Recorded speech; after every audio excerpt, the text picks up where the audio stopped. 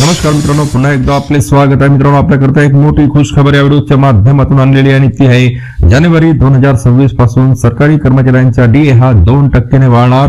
जाणून घ्या सविस्तर या व्हिडिओच्या माध्यमातून. त्याकरता व्हिडिओ शेवटपर्यंत पहा. चॅनलला आपण सबस्क्राईब करणं असेल तर सबस्क्राईब करा, व्हिडिओला लाईक करा. सोबतच मोठी आनंदाची बातमी आपल्या सर्व मित्र व परिवाराला सुद्धा शेअर करायला विसरू नका.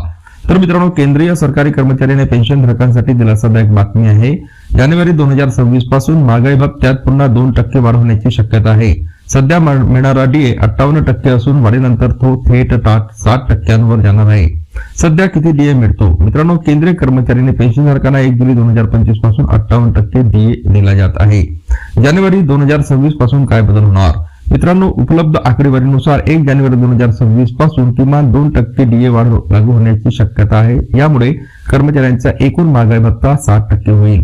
डीए वाढ कशावर ठरते? मित्रांनो, महागाई भत्त्याची वाढ ही ऑल इंडिया कंझ्युमर प्राइस म्हणजे AICPIच्या निर्देशांकावर आधारित असते.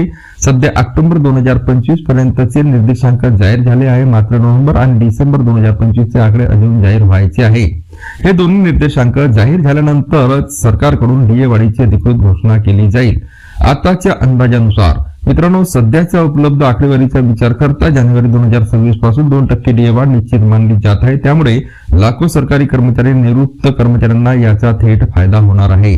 पुन्हा भेटूया मित्रांनो नवीन अपडेट घेऊन पुढच्या व्हिडिओमध्ये. धन्यवाद.